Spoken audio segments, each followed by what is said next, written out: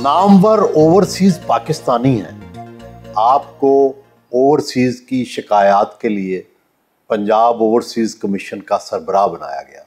ये बताएं कि कितनी शिकायत आती हैं? अभी तक इस ऑफिस ने को 35,000 के करीब शिकायत जो हैं वो रिसीव की हैं, जिसमें से 25,000 के करीब जो है रिज़ॉल्व हुई हैं। अभी भी 10 से 12,000 शिकायत जो हैं वो पेंडिंग हैं। 1000 के करीब शिकायत जो है सिर्फ लाहौर डिस्ट्रिक्ट से है। ज़्यादातर शिकायत लोगों की लैंड रिलेटेड हैं। मलिक साहब, आपका पौधा तो पाकिस्तान में लगा, यहीं पैदा हुए, यहीं इब्तदाई तालीम हासिल की, फिर बाहर जाके चमके, वहाँ बैरिस्ट्री भी की, तो क्या फ़र्क देखा यहाँ में और वहाँ में? सुहेल भाई, जो बंदा पाकिस्तान में पैदा हुआ है, आप जो मर्ज़ी कर लें उसमें से पाकिस्तान नहीं निकाल सकते। बरतानिया में ये देखा कि वहाँ का इंसाफ का निज़ाम जो है उसकी वजह से वो मुल्क कायम है। फिर जमहूरियत और जो पिसे तबके हैं उनको जिस तरह की वहाँ पे रास्ता मिलता है वो बहुत खुशाइंद है। वहाँ पे मेहनत करने वालों को उसका सिला मिलता है। आप देखें कितने हमारे लॉर्ड्स हैं, एमपीज़ हैं, मेयर्स हैं, बिलियंस ऑफ डॉलर कमाने वाले बिजनेसमैन हैं।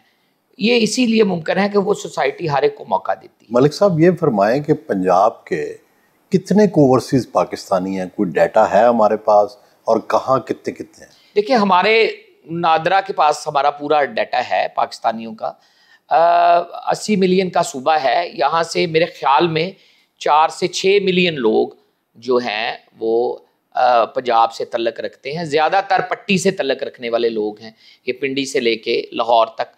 फैसलाबाद के बहुत लोग हैं मुल्क से बाहर, वो फैसलाबाद वाले डिवीज़न के, टोबा, समुंदरी, चनियोट, यहाँ से मंडी बहाउद्दीन और खारियाँ, ये लोग ज़्यादा यूरोप में हैं। सऊदी अरब में ज़्यादातर जो है KPK से काफ़ी लोग हैं जो वहाँ से हैं। ये फरमाएं कि जो ओवरसीज़ पाकिस्तानीज़ हैं उनकी क्या तवक्कुआत हैं आपसे, और उनमें से कितनी तवक्कुआत और पूरी कर पाते हैं, और मुश्किलात क्या हैं? You have hit the nail. मेरे ख्याल में तारकीन वतन की पाकिस्तान से मोहब्बत जो है वो एक तरफा है। दोनों को मोहब्बत, पाकिस्तान को अपने ओवरसीज़ डायस्पोरा से बहुत मोहब्बत है। सबसे बड़ा मसला ये है जिसकी वजह से एक माइंड सेट है कि तारकीन वतन को या ओवरसीज़ पाकिस्तानियों को वहीं रहने दें, वो वहाँ से पैसे भेजें, यहाँ आके मदाखलत ना करें, वहीं हिस्सा लें, वहीं पार्लिमानों में जाएं, वहीं काउंसलर मेयर बने, यहाँ आके किसी किस्म की दखल अंदाजी ना करें। वो इसको दखल अंदाजी समझते हैं। लेकिन वो पाकिस्तानी वो समझते हैं कि हम बाहर बैठे भी आपके सफ़ीर हैं। हम अगर आपके स्टेक होल्डर्स अदारों में आएंगे तो अदारों की बेहतरी के लिए एक न्यू आइडिया, इनोवेशन लेके आएंगे। ये यहाँ समझने में कोई मसला है, जो माइंडसेट ऐसा है कि ओवरसीज़ पाकिस्तानी को तभी वोट का राइट नहीं मिला, तभी अभी तक सीटें पार्लियामान में नहीं हुई। आपका जो ओवरसीज़ कमीशन है ये कितना बाख्तियार है? सुना है आपको तो वज़ीर आला से जो है वो बारियाबी भी नहीं मिलती। देखिए, मेरा ख्याल वज़ीर आला से बारियाबी अच्छी सिंबॉलिक एक जेस्चर है, होना चाहिए।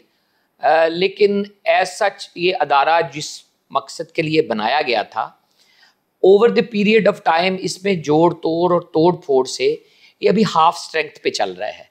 इसको बंद करने की कोशिशें की गई हैं। इस ऑफिस के ऊपर लोगों की नज़र है कि ये CM हाउस में ये ओवरसीज़ पाकिस्तानी बाहर से आके ये इनको क्यों ये दफ्तर दिया गया है।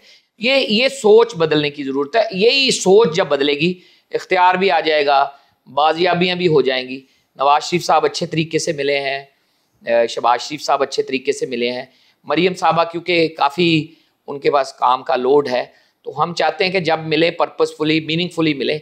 मेल मुलाकात होती रहती है, लेकिन ये मुलाकात बहुत ज़रूरी है क्योंकि इसमें इसका रोड मैप बनेगा कि नई दुनिया में ओवरसीज़ पाकिस्तानी कमीशन ओवरसीज़ के लिए क्या नए आइडियाज़ लेके आएगा, क्या हम देंगे, और मरियम नवाज शरीफ साहबा का क्या विजन है, क्योंकि वो हर तरफ हर अदारे को रीवैम्प कर रही हैं। हर दिन हम देख रहे हैं कि कोई ना कोई इनॉग्रेशन हो रही है।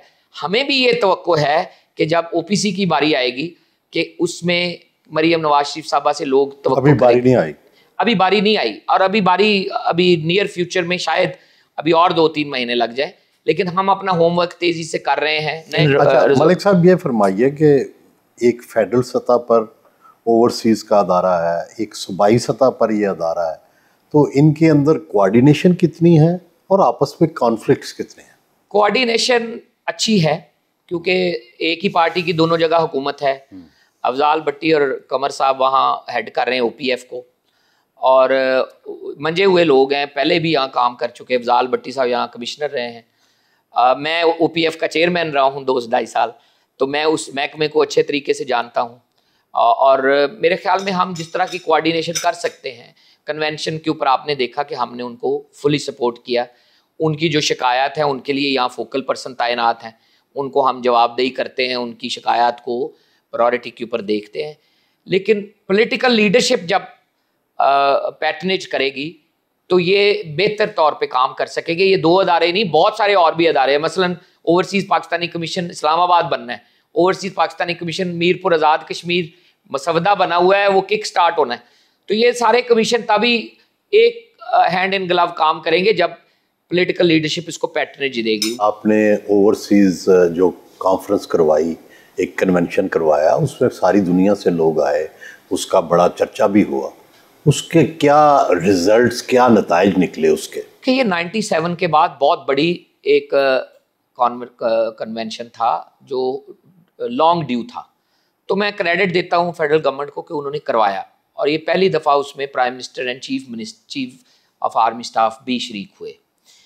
मेरे ख्याल में अगर सालाना हो तो ये जो पहले कन्वेंशन में जो दूरियां या वीकनेसेस थी वो अगले में दूर हो जाएंगी, और वर्कशॉप्स और अच्छे अंदाज में सीर हासिल गुफ्तगू हो सकती है। और दूसरा, जो पैसे हम भेजते हैं उसका कोई निज़ाम बेहतर होना चाहिए, जो सरमायाकारी करते हैं उसका निज़ाम बेहतर होना चाहिए। और उसके ऊपर प्राइम मिनिस्टर ने टास्क फोर्स बनाई है, सालिक साहब की क़यादत में टास्क फोर्स काम कर रही है। और अगर उसके ऊपर अच्छा पैकेज और अच्छी चीज़ें आ गई और जो ऐलानात हुए हैं वहाँ प्राइम मिनिस्टर के ज़ेर सरपरस्ती, अगर उनके ऊपर 60% भी काम हुआ तो आई थिंक अगले कन्वेंशन या अगले कन्वेंशंस तक चीज़ें काफ़ी बेहतर हो जाएगी। ये आप इसको इनॉग्रल कन्वेंशन समझें। क्या ये दुरुस्त है कि ओवरसीज़ पाकिस्तानियों में ज़्यादा हामी तहरीक इंसाफ के हैं और बाकी जमातों के कम हैं? सोहेल साहब, ये मिस नॉर्मा है। उन्होंने काम ज़्यादा किया है, उन्होंने ओवरसीज़ पढ़े लिखे तबके को मेंबर साजी के ज़रिए मेंबर बना के पॉलिटिकल अलाइन किया है। हमने 18 से 35 साल के जो लोग हैं या 18 से 25 साल के नए वोटर हैं उनके ऊपर तवज्जो नहीं दी, उन्होंने पहले तवज्जो दे ली। अब वो पहले तवज्जो देने की वजह से वो उनके हामी बन गए। अब उनको अपनी तरफ लाना काम के जरिए मुमकिन है। जब पॉपुलैरिटी जो है वो कागजों में, उनका सोशल मीडिया इतना पावरफुल है, आप समझ ही सकते हैं कि ये एलोन मस्क का दौर है। तो इसमें उन्होंने उसको ऐसा ट्रूथ एंड फेक न्यूज़ को मिक्स किया है कि उनका सोशल मीडिया ले डूबा सबको, और उसके शिकार अदारे भी हुए और आजकल बरतानिया में केस भी चल रहे हैं। तो लेकिन उन्होंने उसके ऊपर इन्वेस्टमेंट बहुत की।